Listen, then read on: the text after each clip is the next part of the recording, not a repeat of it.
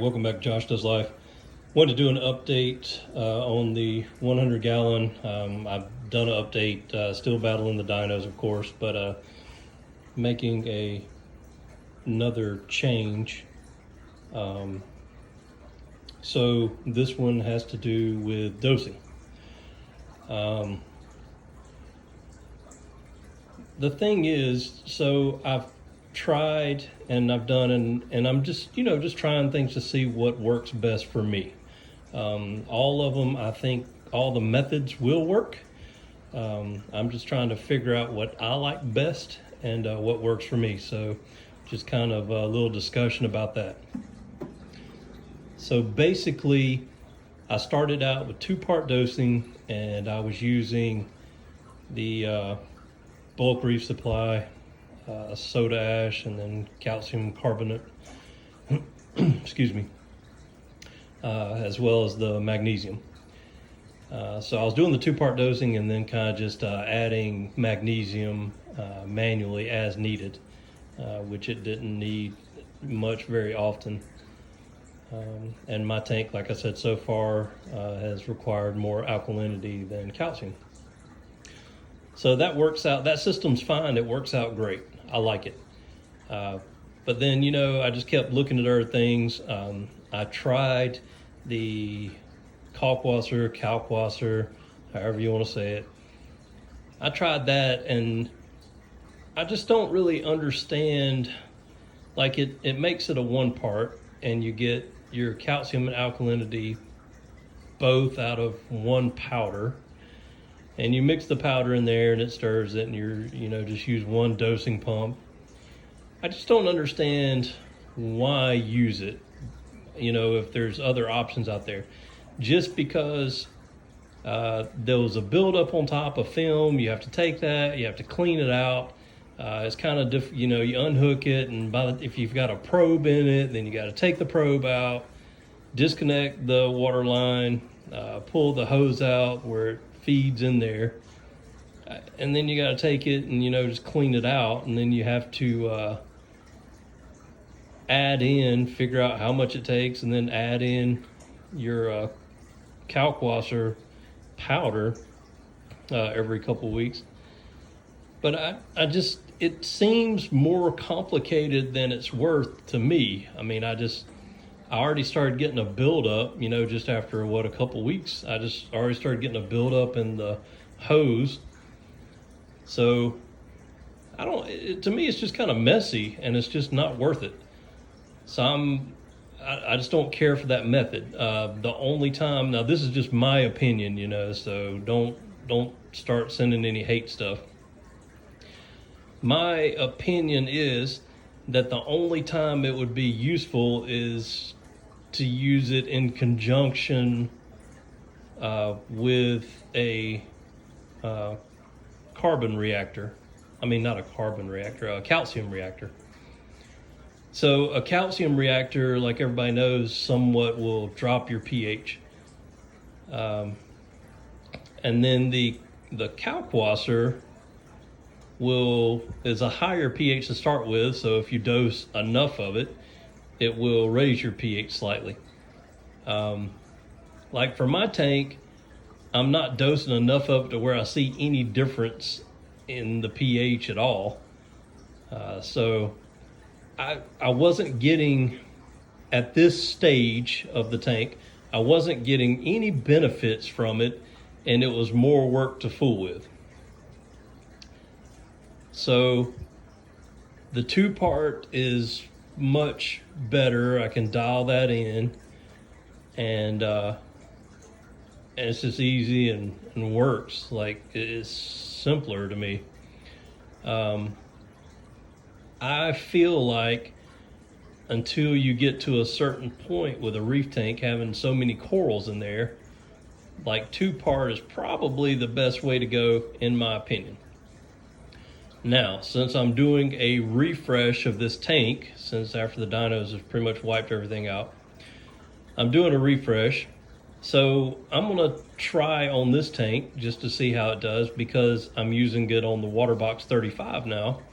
I'm gonna try the, I guess you would call it 1-step, but the Tropic Marin Alpha Reef, I've been using it from the beginning on the Waterbox 35, and it works great. I don't have any issues with it at all. I mean, it sustains that tank, keeps the alkalinity where it's supposed to. So I've actually set it up on this tank, and I'm running, I just started today, I'm gonna run Alpha Reef on it for a little while just to kind of see how I like it on this tank. I'm gonna have to, mess around with it and see how much I actually have to dose at this stage, and then after I get rid of the dinos and start adding corals in again and see, what kind of levels, how much I have to bump it up. I'm just going to see how the tank does. Like I said, I'm just at a stage where I'm just trying out different things. So the Kalkwasser, I just didn't care for that route. So that Avast Marine reactor, I guess I'm just going to sell it, which is always fun experimenting with all this stuff, because you buy it for one price, and then, when you go to sell it, you get no interest until you knock it down about half of what you paid for it. So I used that reactor for like 2 weeks, and I'll be lucky if I get half what I paid. So that's always fun, but it's always losses in equipment that you sell, used equipment. So yeah, that's what I'm gonna do. I'm gonna try that out. This is the first time I've actually really used it. The dosing container that you can see down there on the bottom right, I think it's Simplicity that I ordered, I'm finally using it. So I basically, it's 3 chambers. I'm dosing the Neo Nitro, the Neo Phos, and then the Alpha Reef. So those are the 3 things that I'm dosing right now. And I'll go down and show you that. Of course, you can see the calibration bottle I've got sitting in front of the skimmer right now that I'm recalibrating the Trident. Another thing, just as an update that you'll notice, I took out the Clarisea, the algae scrubber, because battling the dinos, I think it's pulling too much out of the water. So I wanted to turn it off for now. Well, I turned it off, and the algae in it started dying off, and it just stunk. It smelled horrible. So I took the screen out with the algae, but there was still algae inside it. So I just took out the whole thing, and I'm gonna clean that up. And to be honest, I'm gonna decide if I'm gonna go back and reuse it. I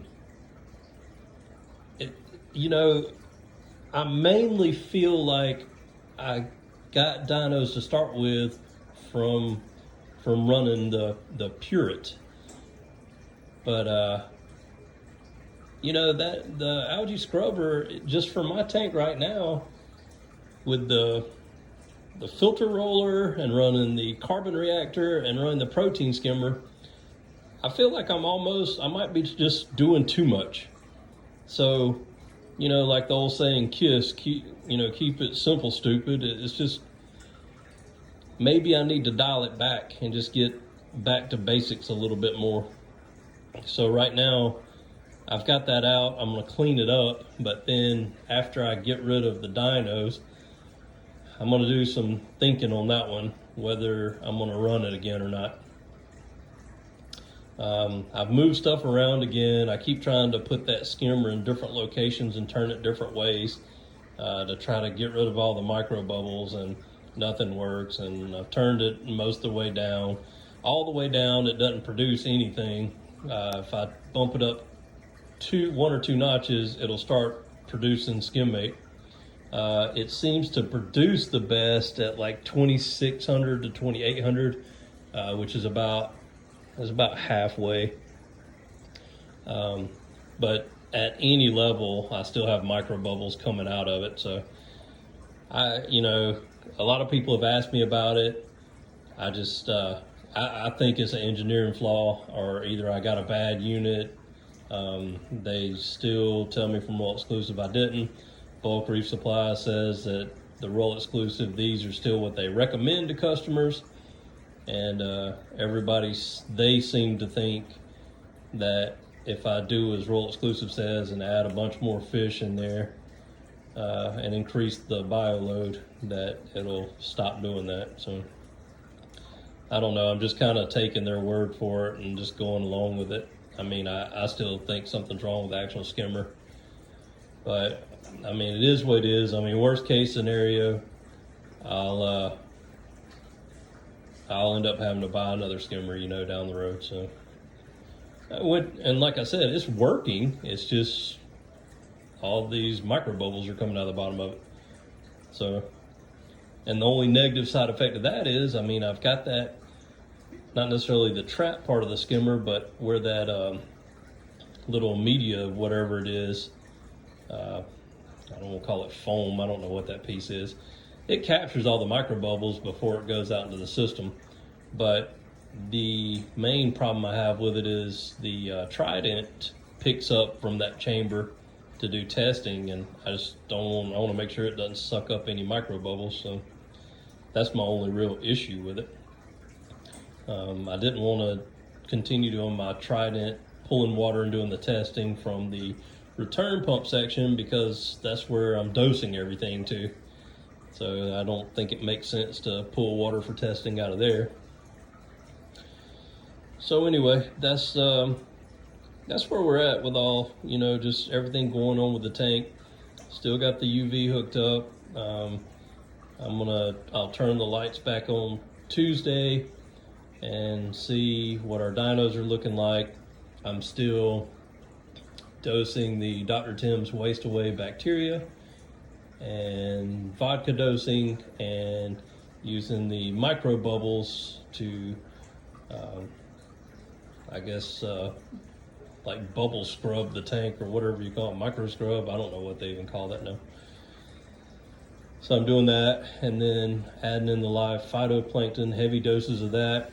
So we're still trying to combat these dinos, but I wanted to do an update on kind of the earth things, and mainly just talk some about dosing. And if I eventually get to the point that I want to, I want to, have an SPS dominant tank one day. And I would love to fill this thing full of Acropora and stuff. Maybe one day I'll even try the calcium reactor. I would love to try one right now. It's just the initial cost to it's really expensive, and then I don't have a lot of room in my cabinet to add that stuff in, and I would have to try to figure out where to put a CO2 tank, and it's just a lot of stuff, a lot of money and a lot of stuff. If I was one of these channels that got all the equipment given to them, then I would, if they want to give me one, I would definitely try it out and tell you my thoughts on it. I mean, I'm kind of a equipment and tech nerd, so I would love to have one just to try out and see what happens. But right now it's really not in the budget, and then just the space. So of course, if anybody out there wants to give me one, of course I'll make space for it somehow. Put another cabinet beside the aquarium cabinet, I guess. I guess that's pretty much it for this update. I know this one's kind of long and extended, but just trying to post any changes I make to the tank and anything going on. I'll get down to the floor there and show you the Simplicity storage containers or whatever, dosing container. But other than that, that's about it. Okay. So there's the 3-chamber dosing container by Simplicity. I like it. I mean, there's nothing wrong with it. These little plastic tubes, or whatever they actually are, these little tubes that go down in the container, it's really hard to get those dosing lines on there. I kind of had to, you could probably do it like if you had just a dryer or something, or heat gun, kind of warm them up a little bit, get them on there. Maybe even put some kind of lubricant on them and put them on. I finally got them wet and worked on, well, basically what I did is, since they're in the dosing heads, you know, it's kind of like a gradual thing that you can work them on there. Well, I worked them on that to stretch them out just a little bit, and then I got them to fit on here. So took a little doing, but I got it on there. So I don't have a lot of all for reef left. I tried to order some more, and they were out of the large bottles of it. So, and they were also out of the items you need to make your own, which I want to attempt that as well. My 525 XL, his channel, he shows you how you can mix your own, and I think that's, you know, cost savings and kind of doing it more in bulk there. I think that's probably a good idea and way to go. And I mean, that is the way that I'll go if I continue dosing this stuff and going that route. And like I said, the other two containers are the nitrates and phosphates through Neofos and Neo Nitro. Still doing the bubble scrubbing or whatever. My wooden air stone seems to have moved a little bit. I had it up under there and it was sucking more in. I have to move that back again. I had a big mess and I'm trying to clean up some, but I didn't get to show you the actual air pump. Look how small that sucker is. It's made by, I think I said Hydor before, Hygger. I'm sorry if I said the wrong thing. Hygger. But that came from Amazon, and it makes no noise whatsoever. So super cool little just air pump that's cheap.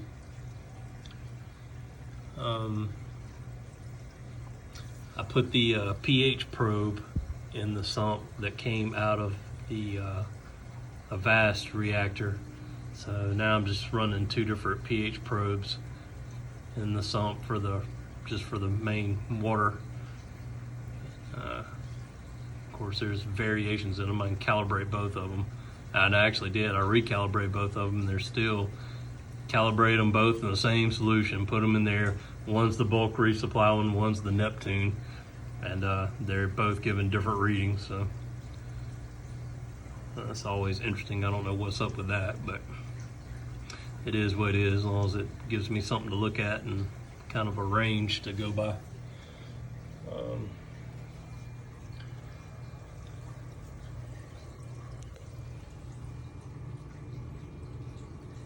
And you can see the micro bubbles coming out from under the protein skimmer still. Roll Exclusive had recommended, you know, turning it so that water isn't being forced in the front. So I try to put it